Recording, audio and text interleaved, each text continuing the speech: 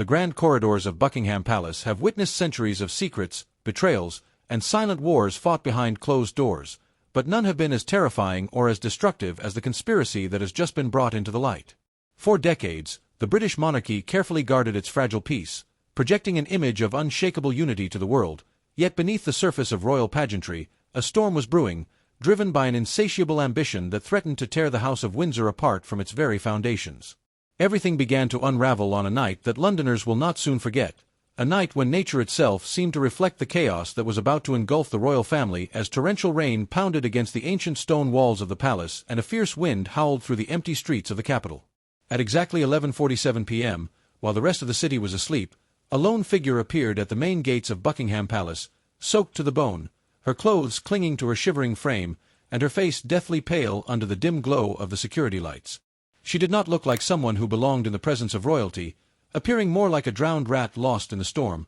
but the desperation in her eyes and the raw terror in her voice caught the attention of the heavily armed guards standing watch at the perimeter. This was no ordinary trespasser or a confused tourist losing her way in the dark, but a ticking time bomb carrying a secret so explosive that it could permanently alter the course of British history and bring an end to a reign that had barely even begun. Clutching the cold iron bars of the palace gates with white knuckles, the woman screamed into the driving rain, demanding to see King Charles III immediately, her voice cracking with an urgency that sent chills down the spines of the soldiers on duty. The guards, trained to handle any security threat with lethal precision, rushed forward with their rifles gripped tightly, shouting at her to leave the restricted zone immediately and warning her that any further disturbance would result in her immediate arrest. But the woman refused to retreat, her body trembling not from the freezing rain but from the immense weight of the knowledge she carried, crying out that she was not insane and revealing her name to be Margaret Thompson, the personal secretary who had served Queen Elizabeth II for 12 long years during the most turbulent periods of her historic reign.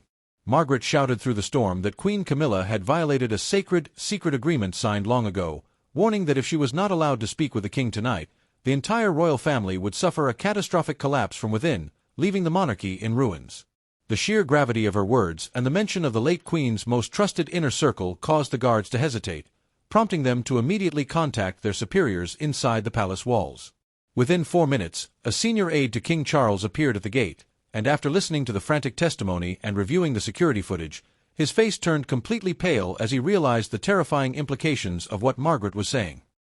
He ordered the gates to be opened immediately, guiding the shivering woman through a secluded side entrance to avoid the watchful eyes of any hidden cameras or lurking staff members who might report her presence. Upstairs in his private study, King Charles III sat alone under the warm, dim light of a desk lamp, holding a cup of tea that had long since gone cold as he tried to process the exhausting responsibilities of his new reign. When his personal aide slipped into the room and whispered the urgent report, the king's head snapped up, his eyes flashing with a mixture of profound shock and deep apprehension, ordering that Margaret be brought to the small reception room immediately. As Margaret stepped into the room, leaving a trail of rainwater on the pristine red carpets, she fell to her knees before the sovereign, her hands shaking as she opened an old, weathered leather bag to retrieve a thick, faded yellow envelope that had been hidden away for years. She explained that before Queen Elizabeth passed away, the late monarch had given her one final, highly confidential mission, instructing her to preserve this envelope with her life and to deliver it to Charles only if Camilla began to show signs of overstepping her boundaries and seizing power.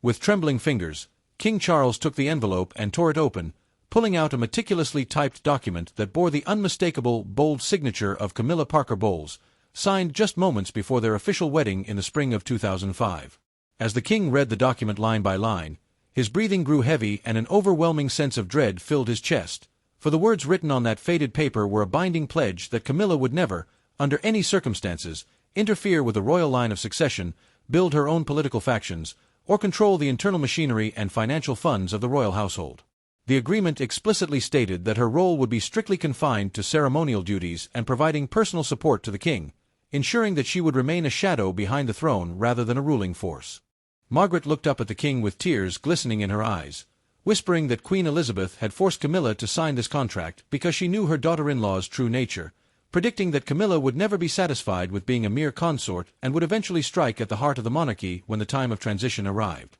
Charles sank heavily into his leather chair, the paper crumbling within his tightly clenched fist as a sharp, agonizing pain pierced his heart, realizing that the woman he had fought for his entire life, the woman he had defended against the wrath of the public and the disapproval of his own family, was secretly orchestrating a betrayal that would destroy his mother's legacy.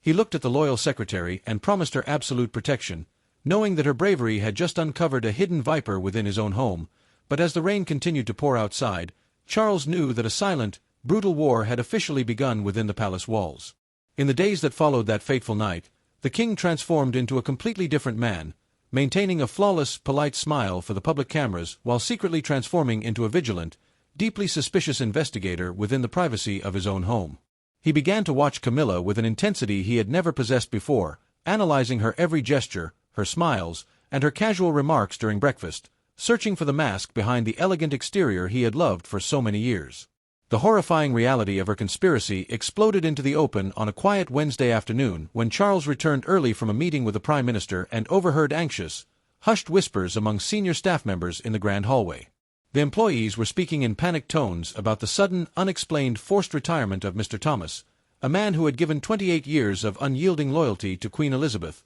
along with the sudden transfer of Mrs. Eleanor from the communications department. Alarmed by these developments, Charles immediately summoned his chief of staff and demanded a full, unrestricted list of all personnel changes made within the palace over the past 3 months. When his eyes scanned the official document, his blood ran cold as he discovered that more than 20 key positions, all held by individuals fiercely loyal to the late Queen and the traditional line of succession, had been systematically replaced by new faces, almost all of whom had been personally recommended by Camilla's private aides. That evening, beneath the flickering light of a crystal chandelier during a private dinner, Charles tried desperately to maintain his composure, looking directly into Camilla's eyes and casually questioning her about the massive wave of staff replacements. Camilla did not flinch, continuing to cut her dinner with an unwavering, sweet smile as she smoothly explained that a new reign required fresh thinking, dismissing the loyal old staff as outdated relics who could no longer help the monarchy move forward. Her calm, calculating answer did nothing but fan the flames of suspicion raging inside the king's mind,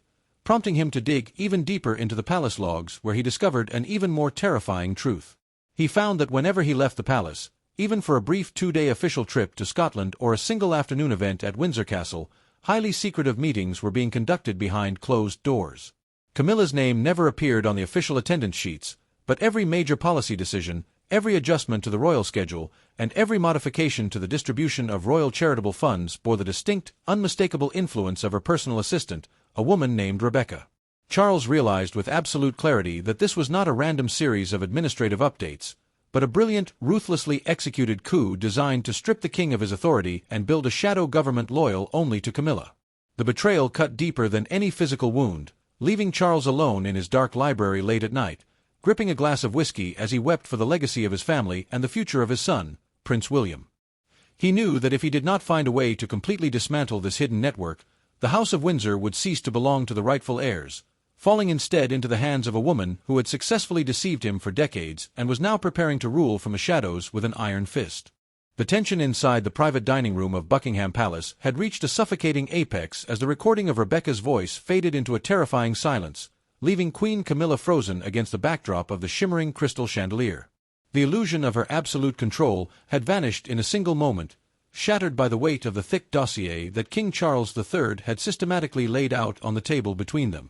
Her face, which had maintained a cold, defiant mask for decades, transformed into a mask of pure panic as she stared at the signed confessions of 14 of her most trusted advisers, individuals who had chosen to stand with the rightful lineage of the crown rather than risk their lives for her shadow reign. Charles stood tall, his stooped shoulders straightening under the immense responsibility of his ancestors, his voice no longer carrying the warmth of a husband but the absolute authority of a sovereign delivering a final judgment. He made it clear that while the royal family could not endure the public humiliation of another global scandal, her covert apparatus would be dismantled completely and permanently within the next 24 hours. Camilla's desperate arguments that she had orchestrated this system to protect the monarchy and secure a stable transition for a young Prince William fell on deaf ears, as Charles exposed the core of her actions as nothing more than a ruthless play for personal survival and absolute power. The emotional devastation in the room was palpable, a tragic end to a relationship that had defined the king's life and caused immense turmoil throughout the nation, yet Charles did not waver as he delivered the ultimate conditions of her exile.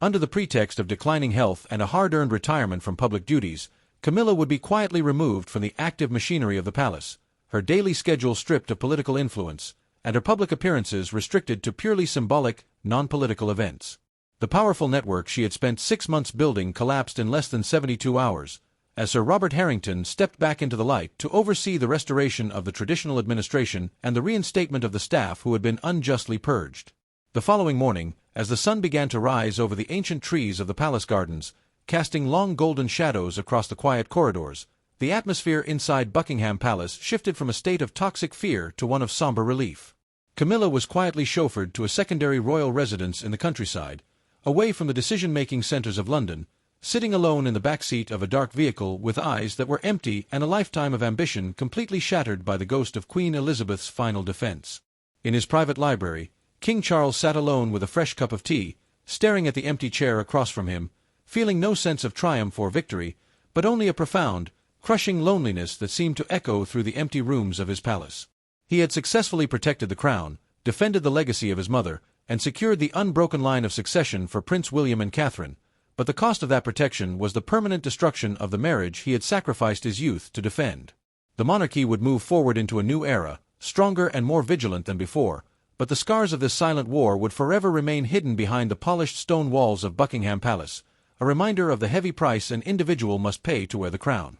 The revelation of the secret 2005 agreement was only the opening salvo in a conflict that was rapidly transforming the peaceful facade of Buckingham Palace into a battlefield of whispers, shadows, and desperate maneuvers. King Charles III knew that identifying the betrayal was not the same as defeating it, especially when dealing with a woman as politically astute and deeply entrenched as Queen Camilla. The thick dossier compiled by Sir Robert Harrington lay on the king's desk like a heavy shroud, containing not just names and dates, but the definitive proof of a calculated restructuring of royal authority that had been taking place right under his nose. Charles realized that every piece of advice he had received over the past 6 months, every minor adjustment to his official schedule, and even the carefully managed distribution of royal charitable funds had been subtly manipulated to isolate him from his most loyal, traditional allies. The pain of this realization was compounded by a profound sense of isolation, as the king found himself unable to trust the very people who managed his daily life, knowing that any one of them could be reporting directly to Camilla's private assistant, Rebecca.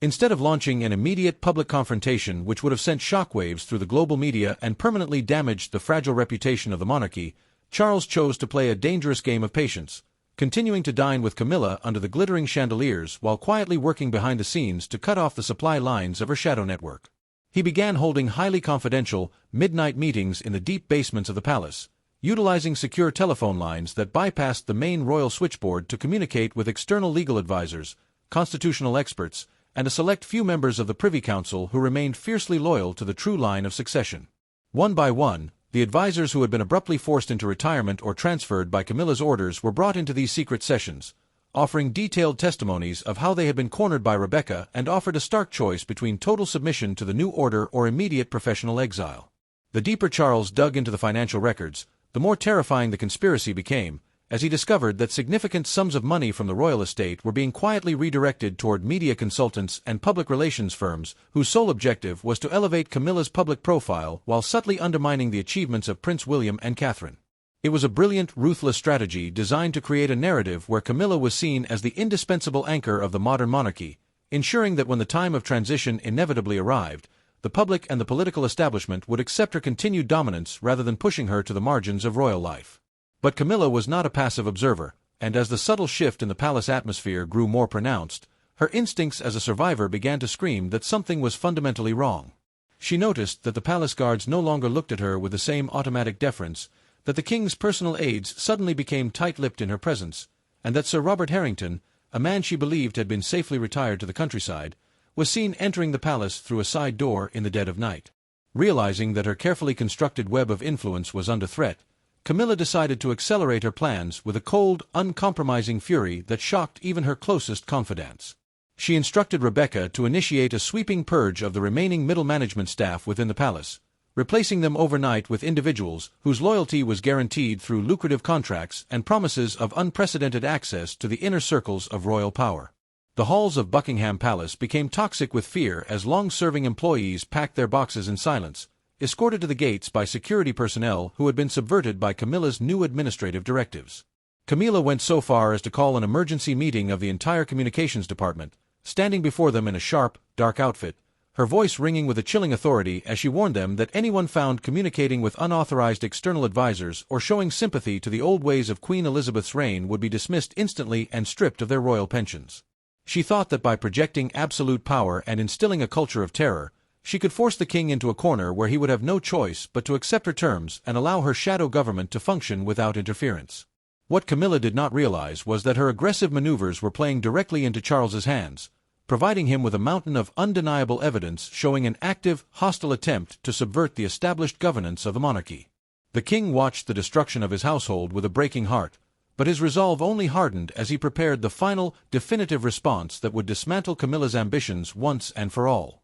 He secretly summoned Prince William to the palace, presenting him with the full dossier and the secret agreement, uniting the father and son in a grim determination to protect the future of the crown at all costs. The stage was now set for a confrontation that would decide the fate of the House of Windsor, a clash of wills between a king fighting for his family's legacy and a queen willing to risk everything to satisfy a lifetime of hidden ambition.